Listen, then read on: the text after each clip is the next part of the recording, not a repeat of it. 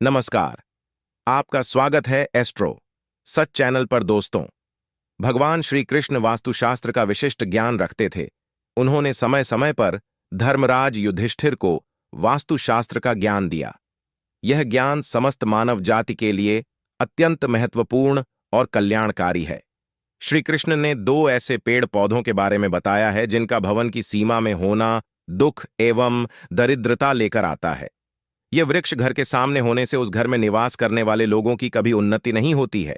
उन्हें हमेशा पराजय और निराशा का ही सामना करना पड़ता है। दोस्तों, वास्तुशास्त्र के अनुसार वृक्ष तथा पौधे हमारे भवन की सुंदरता को बढ़ाते अवश्य है, साथ ही यह वातावरण को शुद्ध रखते हैं। वृक्षों से सकारात्मक ऊर्जा का संचार होता है, जो हमारे जीवन के लिए अत्यंत आवश्यक होती है। वृक्ष नकारात्मकता को कम करके वातावरण को अधिक सकारात्मक बनाने का कार्य करते हैं। घर के सामने शुभ पेड़ पौधे लगाने से घर में बरकत आती है। साथ ही यह पेड़ पौधे कई प्रकार के वास्तु दोषों को नष्ट करते हैं। घर के आंगन में खड़े वृक्ष देवताओं के समान हमारे घर की रक्षा करते हैं। इसीलिए हमारे पुराणों और शास्त्रों में भवन की सीमा में कुछ शुभ वृक्षों का रोपण करने की सलाह दी गई है।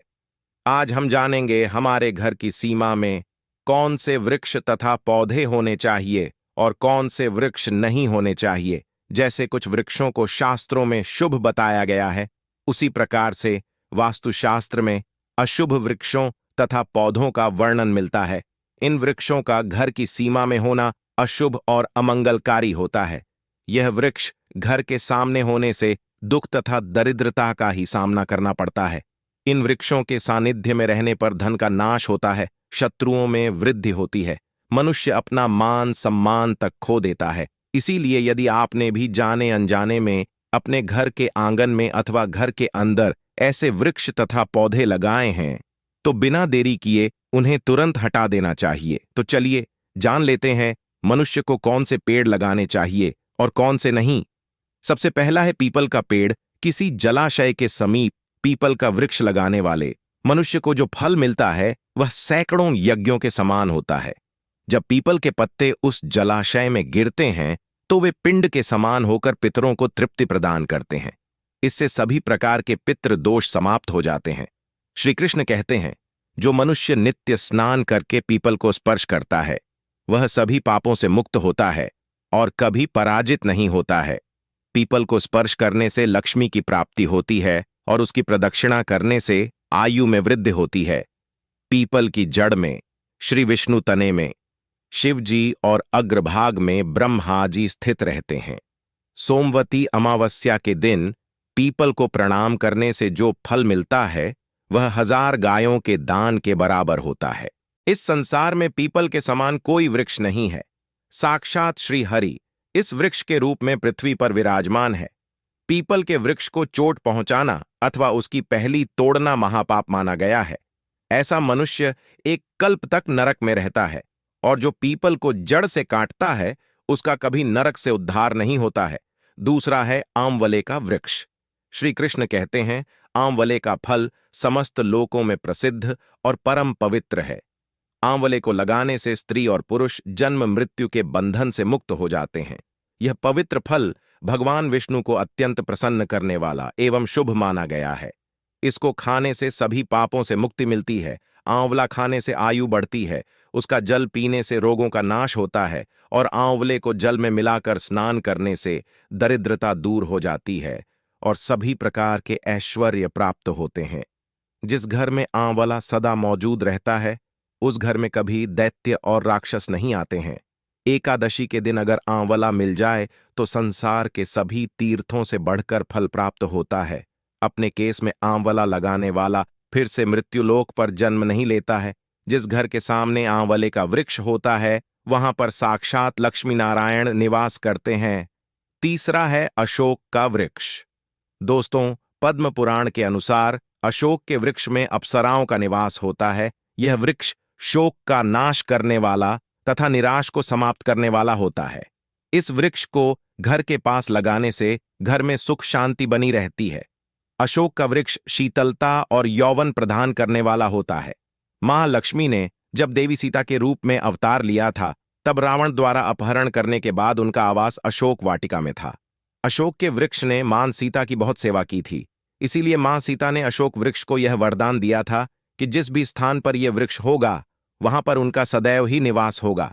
चौथा है पाकर का वृक्ष। पद्म पुराण के अनुसार प्रत्येक मनुष्य को पाकर का वृक्ष अवश्य लगाना चाहिए। यह वृक्ष लगाने से जो फल मिलता है वह महान यज्ञ के समान होता है। कलयुग में मनुष्य यज्ञ नहीं कर पाएंगे, इसीलिए उन्हें एक पाकर का वृक्ष अवश्य लगाना चाहिए। पांचवा है नीम का वृक्ष।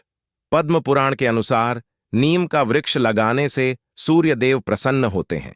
नीम का वृक्ष आयु प्रदान करने वाला माना गया है। इसे घर के पास लगाने से नाना प्रकार के रोगों से छुटकारा मिलता है। मां लक्ष्मी को नीम के पत्ते अत्यंत प्रिय होते हैं, इसीलिए वह नीम के वृक्ष के पास निवास करती है।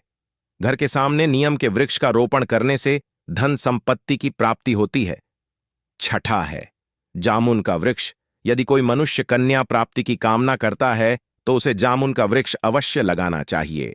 पद्म पुराण के अनुसार जिस मनुष्य के घर के सामने जामुन का वृक्ष होता है उसके घर में कन्या का जन्म होता है जो कुल का गौरव बढ़ा दी है। सातवां है बेल का वृक्ष। पद्म पुराण के अनुसार बेल के वृक्ष में भगवान शिव और गुलाब में देवी पार्वती का निवास है। इसीलिए अगर बेल के वृक्ष के पास गुलाब का पौधा लगाया जाए तो शिव पार्वती का आशीर्वाद प्राप्त होता है। उस घर में कभी दुख दरिद्रता नहीं आती है, उस घर में कभी अकाल मृत्यु नहीं होती है और कोई स्त्री विधवा नहीं बनती है। अथवा है नारियल का पेड़। नारियल का पेड़ लगाने से पुरुष अनेक स्त्री का पति बनता है। नारियल किसी भी धार्मिक अनुष्ठान का आवश्यक अंग होता है। यह अत्यंत शुभ माना जाता है। घर के आंगन में नारियल का पेड़ होने से उस घर में हमेशा शुभता होती है और उस घर के सदस्यों का समाज में बहुत मान सम्मान होता है।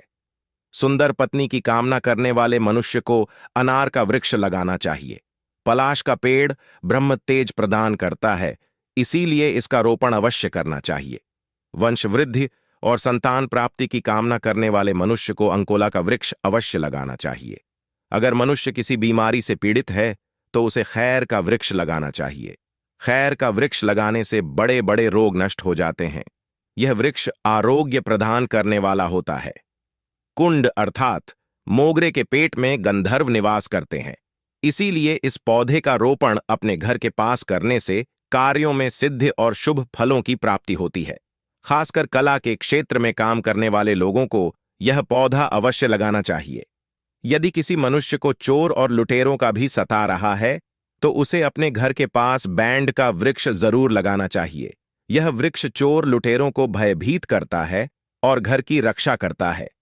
चंदन और कटहल के वृक्ष पुण्य और लक्ष्मी प्रदान करते हैं। इन वृक्षों का रोपण करने से दुख दरिद्रता समाप्त हो जाती है। केले का पेड़ भी बहुत शुभ होता है और यह घर में सुख समृद्धि और खुशहाली लाता है। केले के पेड़ में भगवान विष्णु का वास होता है, इसलिए घर में केले का पेड़ होने से घर में धन की कमी नहीं होती है। हर श्रृंगार के पौधे को पारिजात भी कहा जाता है। इस पौधे की उत्पत्ति समुद्र मंथन के समय हुई थी और मां लक्ष्मी भी समुद्र मंथन से ही प्रकट हुई है, इसीलिए पारिजात के पौधे का बहुत अधिक महत्व है। यदि इस पौधे को अपने घर पर लगाते हैं तो आपको मां लक्ष्मी की विशेष कृपा प्राप्त होगी। मनुष्य को कभी भी तार का वृक्ष नहीं लगाना चाहिए। का वृक्ष संतान का नाश करने वाला होता है। जिस घर के पास का वृक्ष होता है उस घर के संतानों की कभी उन्नति नहीं होती है। मनुष्य को कभी भी अपने घर के पास बहेड़ी का वृक्ष नहीं लगाना चाहिए। इस वृक्ष पर प्रेतों का वास होता है। जो मनुष्य बहेड़ी का वृक्ष लगाता है वह प्रेत बन जाता है। इसके नीचे बैठकर कभी पूजा पाठ भी नहीं करना चाहिए। सुंदर पत्नी की कामना करने वाले पुरुष को डाक का पेड़ लगाना चाहिए।